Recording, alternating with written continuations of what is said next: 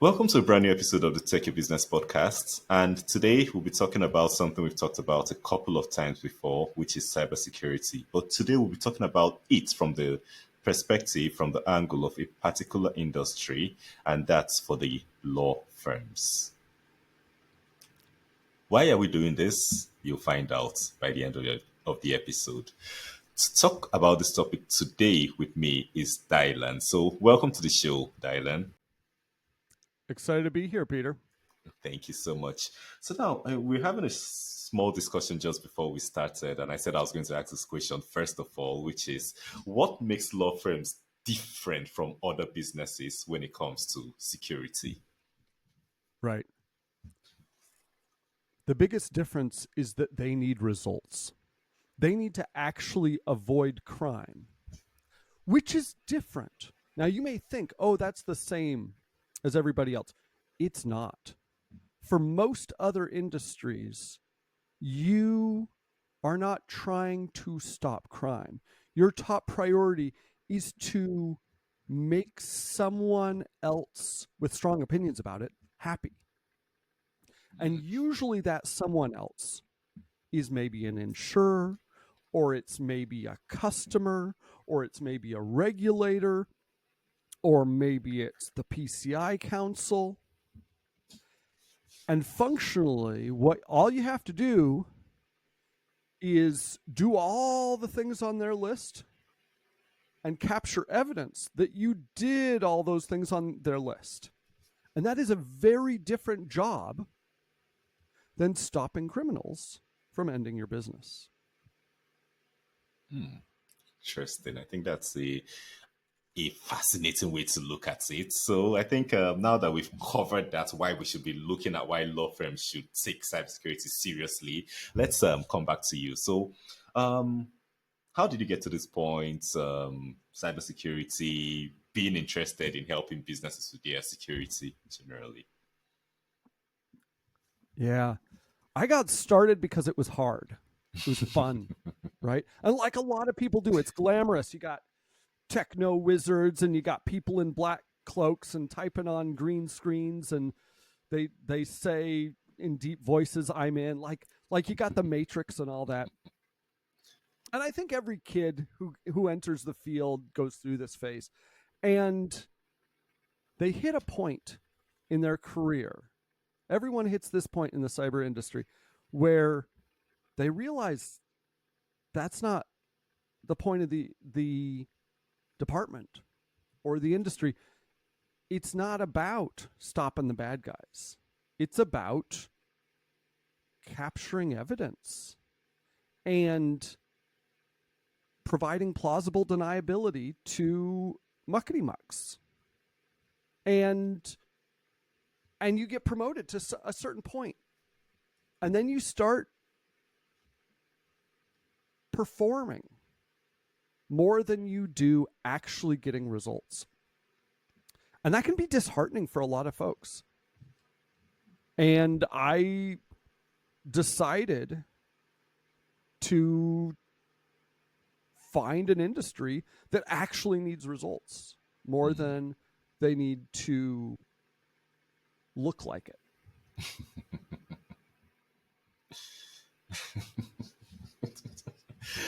I totally get that. So now, when you look at law firms, for a typical law firm, what should they look out for when probably to know that they're secure? I think that's the word I'll use. Yeah. Well, let me ask you, Peter. What does it mean to be secure? I think to be How would I know if I'm what would be indicators that anything is secure? I think maybe some measures have been taken. Some, let's say, physically now we have a gate, you have a fence, you have maybe an alarm system, but that doesn't fully secure it. But at least you've taken those measures, so it takes it to a point. Yeah. And I would say you responded with the defensible one, right? Mm. You have this thing, you have this thing, you have this thing. This is how 99 point lots of 9% of the industry works, right? Do you have these things? Yes or no? Mm. But what if the facility only does boring things, right? Like maybe you do something super secret. Maybe you, I don't know, like keep track of nuclear bomb codes or something. Yeah. But and so everyone needs to know, is your facility bomb proof? Is it going to withstand an invading army? Maybe. There's probably another way. What you're really maybe going for is, can I make sure that there's almost no possibility that the people who want them cannot steal the nuclear bomb codes, right? That's what you're interested in, probably. Yeah. And that can be a lot easier than buying the fanciest gates or the fanciest locks, Mm. right? You Yeah. can split up work in your facilities so that you have maybe 3 different facilities and none of them have access to the bomb codes in a way that matters, right? Like there's easy ways of solving most of the major threats, most of the attacks that are likely to really cause us pain. And it's easier than spending on it, usually. Mm. So secure, this is the trap we all fall into. We use secure as this yes no thing. Is it secure? Against what? For how long? So I would say for lawyers, mostly they're worried about 2 things. They're worried about crime rings stealing clients' secrets and blackmailing their clients. Mhm. That's going to be really bad, right? Like the things under attorney-client privilege. Yeah. And 2, running off with the heaps and heaps of trust account money that a lot of lawyers need to maintain, like in anticipation of a judgment or something like that. Yeah. Both of those things would be bad.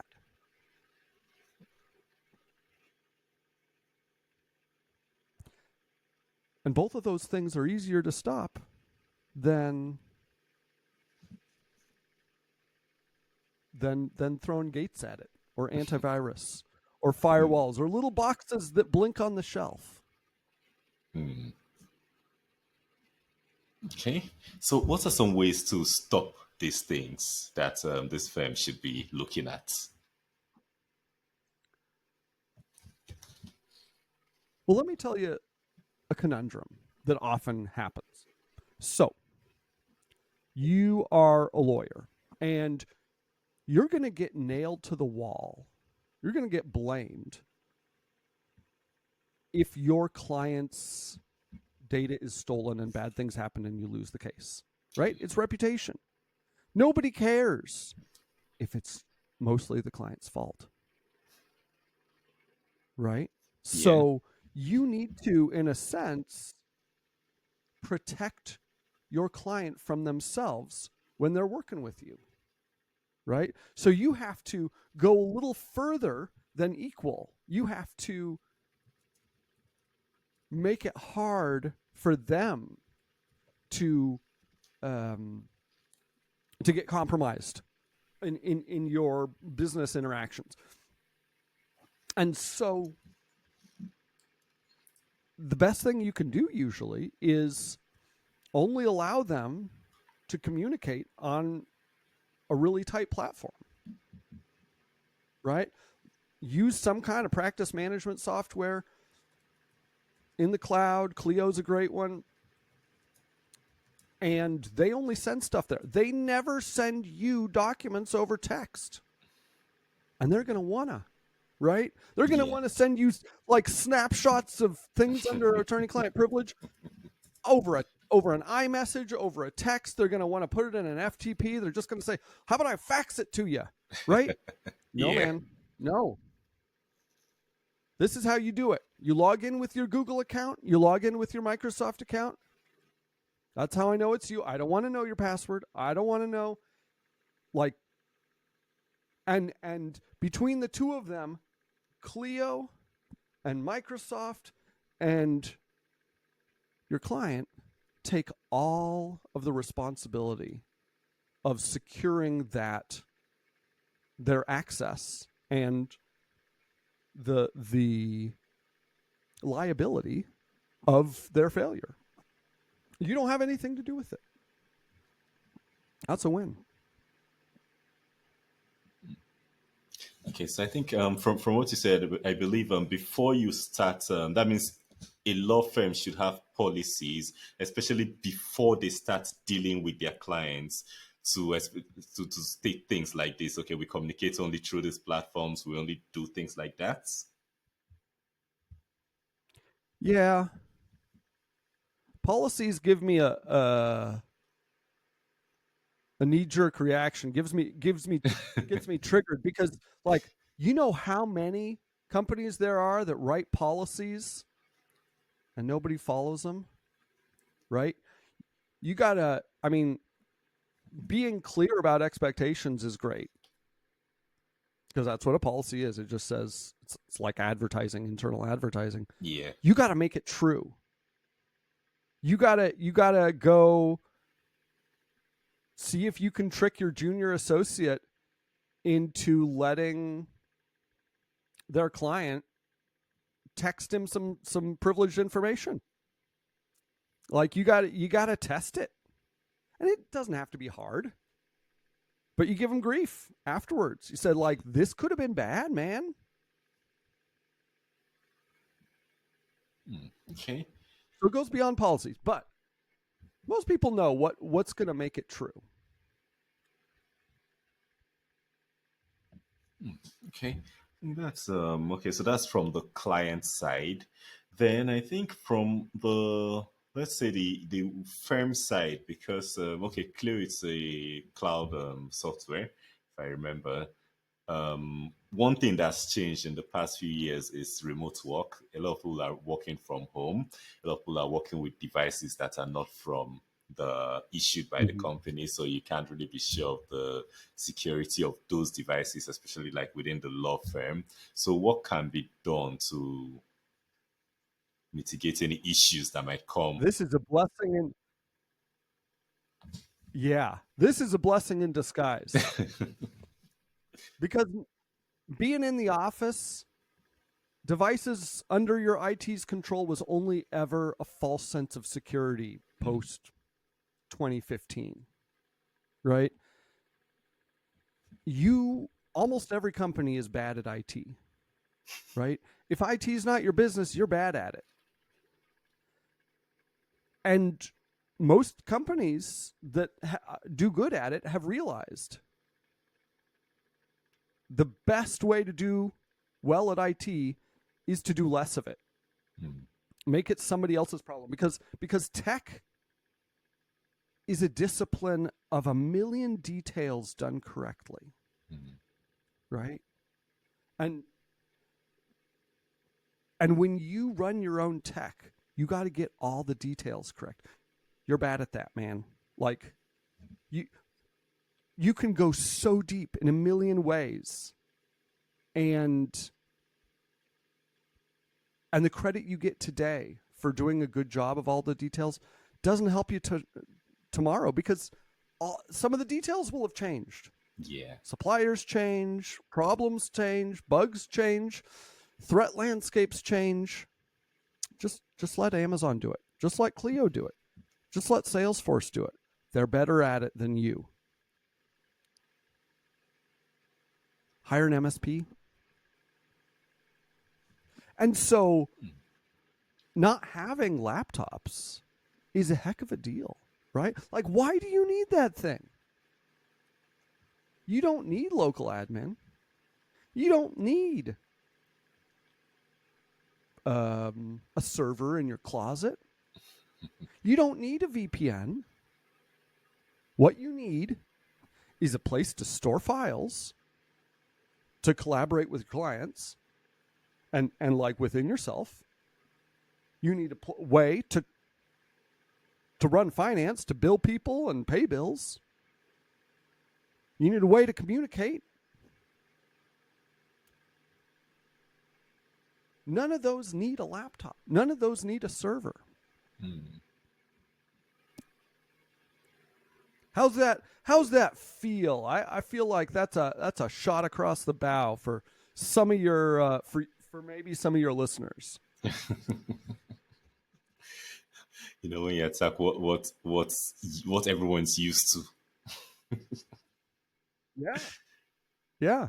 Because like tech is fun, right? It's cool.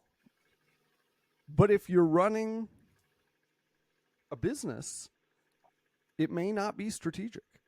And I think that's one thing a lot of business owners need to know, because I think I mentioned that once in a while, that you started a business to do, okay, like in this case, I started a business to be a law firm, and then you want to have a tech department and take your attention away from that thing you are supposed to focus on. So I think that that really makes the whole point. So now I'm looking at probably law firms you've worked with previously. Can you share some maybe interesting security problems you've seen them come across that will be relatable with most of them? Yeah. So lawyers are confident. They think they're awesome, and they are. But there's this deep fallacy, I think, baked into almost all of us, to think that we will do it better than the next person, right? This is why I do my own woodworking, right? I do my own carpentry, home repairs. I do my own plumbing, right? I don't trust those guys. They're gonna mess it up, right? You've heard it a million times before, and lawyers are smart. A lot of them are really smart. They're really good at thinking logically about problems and efficient with their time. And they think, how hard can it be? I don't want to pay some IT firm $500 per laptop per month. That's absurd.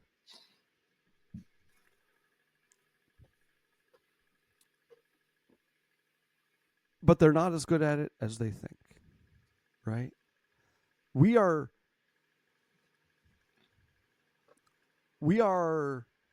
all of us not as good as we think at all these little things that we probably could pay someone else to do. Like, man, when I do a home project, I go back to Home Depot like 4 or 5 times. What you're paying for is not the cost of how you think it's going to go.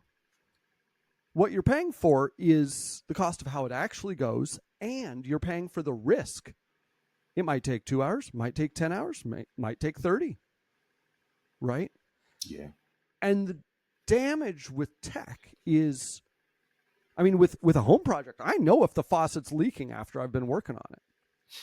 With tech, if I screw that thing up, and like a toddler could knock it over with a feather configurationally, I might not know. Like,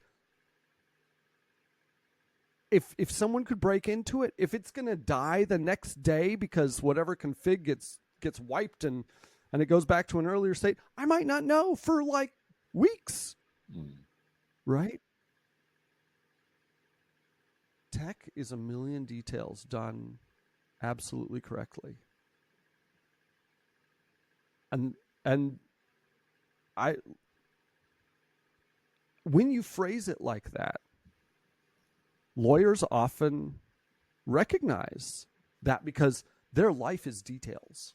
Yeah. Their life is a million details spread across 4 or 5 cases, right? and they do not want another million details to keep track of. True. True. Okay, so I think you've recommended that lawyers should get an MSP, um, stop trying to be good at what they are not, what's not their focus. So now, for a law firm who wants to go this route, get an MSP to hire their security, to handle their security, handle their tech and everything, what questions would you say they should ask a potential provider, and how would they be able to vet that provider to know that they know what they're doing and they're not going to end up worse than doing it themselves? Yeah. Oh, man. That's a great question because judging vendors' quality, like you don't know this stuff, you're going to delegate it to someone. How do you know that you can trust them? And a lot of ISPs do that age-old consulting shtick of, I'm going to take what you do and do it for you. I'm going to do whatever you say, right? That's not what you want. What you want is a shop that says, when you say, this is what I need, they say, well, what value are you actually trying to achieve? What's important to you? Tie it back to your business objectives, your risk. What are your threats? What's actually going to end you? What's going to cause customers to leave you? Can we?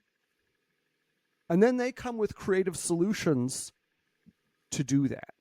Security is not like a Dungeons and Dragons points thing where you get like plus 10 points for an antivirus and plus 10 points for a firewall. No. It's just elimination of errors that you or your IT team or the developer 15 years ago who coded the box in the first place made. Right?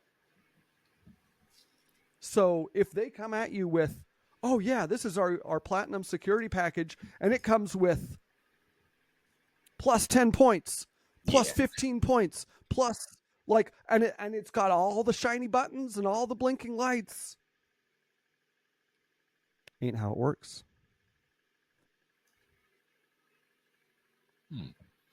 Okay, so now I'm looking at the security landscape, the cybersecurity landscape, especially with the changes of recent. You have AI, you have the voice cloning, the video cloning, and all that. Looking at these changes, these new inventions, this new technology, what security changes should law firms be preparing for in the nearest future? Yeah. So the exciting thing about this generative AI, these LLMs, Chat GPT, and the like, is, yeah, they're good for like writing fluffware for news agencies and editors that don't know what their brand is, but they are really good at sounding believable.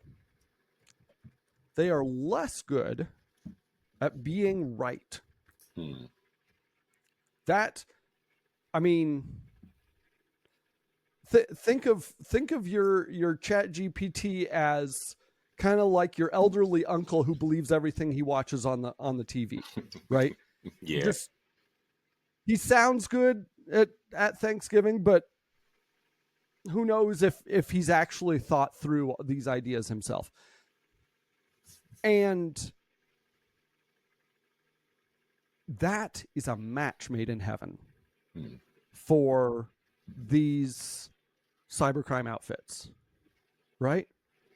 Because it costs money. They're running a script. It's just a call center, right? Yeah. That's trying to get money out of you. It's the leads come in. Maybe it's a compromised credential. Maybe it's a list of old people.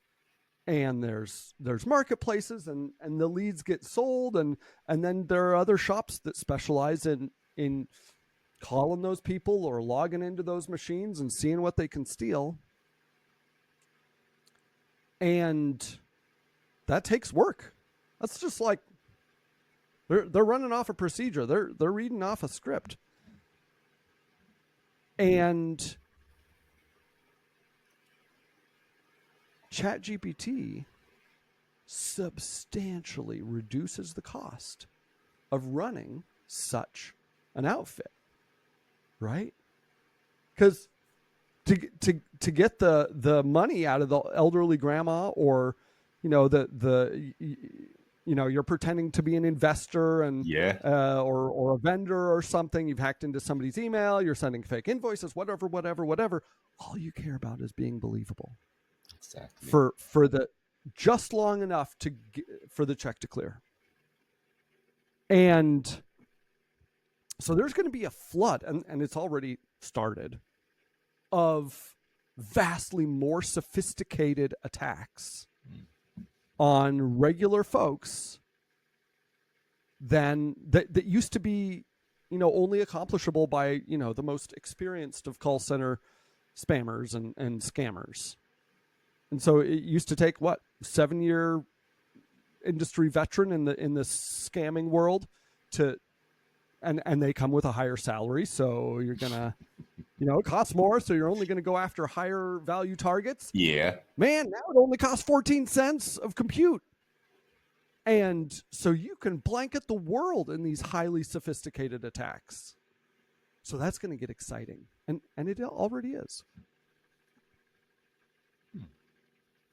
Interesting. So I think are there any ways that law firms these days, because I think the picture you painted is really scary, more sophisticated attacks running at very cheap rates and everything. So meaning almost everybody can be a victim. So are there any ways law firms can probably reduce the risk of being victims of these more Yeah. sophisticated attacks? It's not that hard. First, if you want, and this goes for anybody, but lawyers are more susceptible than many, but if you want to avoid crime, usually the easiest win for almost anyone is knowing what's going to really hurt. And that differs per business. What's going to severely damage your business health and goals? For some people, it's going to be stolen secrets. Maybe it's pricing information. Maybe it's, lawyers deal with a lot of sensitive information. Or maybe it's money, right? Yeah. And then ask yourself, okay, if any one person in my company got compromised, either they had a breach of ethics or someone took over their account, started doing sketchy stuff with it, how much damage could they cause? Where are the single points of failure in your business? And how bad could it be if they failed? You can do this with someone, with a buddy, with a good friend, with a good head on their shoulders in like 2 hours. You can do it tonight. Grab some beers, grab a drink, just talk through your business. What's going to really hurt? What do you do on the regular that is a risky activity? And then ask yourself, how could that happen? And then eliminate the single points of failure, right? If you've got a trust account and it's just in the same bank account as all the rest of the trust accounts, and you're just using internal accounting to keep track of whose client's money is whose, Yeah. a single ACH, fraudulent ACH, might wipe out your bank account. That's dangerous, right? Doesn't take a lot of extra effort. Just create some more bank accounts. Move money, like when you're ready to make a payment, move the money for the payment into the paying bank account. And the rest of the time, leave like $6 in it. And nobody ever knows the source bank accounts, right? This ain't hard stuff. Well, you can do it. Okay, so I think those are some really good tips, and I think apart from law firms, any business should apply, should take note of to prevent, to reduce the risk of them getting affected by these issues coming up with technology. Mm-hmm. So now, for listeners who have listened to this episode, who have picked a couple of tips and who would want to continue this conversation with you, maybe they have a law firm, they'll want to find better ways to be secure, find out if they are secure, probably they would like to work with you or maybe continue this conversation because I know it's a broad topic. We can talk about this for 2, 3, 4, 5 hours, but Yeah. yeah, but I think for anyone who wants to do that, talk about it for 2, 3, 4, 5 hours, what's the best way they can reach you? So our company, Simple Salt, does this stop crime side of the cyber because most people are covered tech wise. For people who don't want to spend 2 hours or don't want to ask a buddy to do this stuff, or they want greater assurance that they caught everything, that's basically what we do, either on a one-off or an ongoing basis. We're pretty active on social media. A lot of our mission is spreading this news, spreading the good word that it's not about tech. You don't have to spend so much. Tech has its place. Tech is important. Go let somebody else do it who likes the tech more. Focus on what your biggest bottleneck is, what your biggest priority is. That's how you're going to get the big wins. So we're on social media a lot. TikTok, I think, Instagram, a lot on LinkedIn, business. Yeah. But we have a lot of content. We have a lot of articles about how-tos, and we're always looking if you got questions, if something doesn't make sense that your security person is telling you, we'd love to answer those questions. Okay, so that's your company's Simple Salt. So that's simple-salt.com, if I'm right. Yes. Yep. Okay. Okay. So That's say the way. Yeah. Put it in the link or the show notes. But yeah, so I think we're not so good at Google. Google SEO is hard to run with. That's another thing. Like, get someone else to do that stuff because they keep changing the rules. And in fairness, like I think there's actual companies that sell actual salt that are salt, in yeah. front of us. Yeah. So what you gonna do? So LinkedIn is probably the best place to find us. Okay, that's perfect. So Simple Salt on LinkedIn, and you can have all your questions answered, find out more about this topic, and connect more with Dylan. So thank you so much for coming on the Tech Your Business podcast today. Thank you, Peter. Thank you. And for the listeners, I hope you picked something from this episode. If you learned something, share it with someone else who it would benefit. And till next week when we are back with a brand new episode, don't forget to keep taking your business. Bye for now.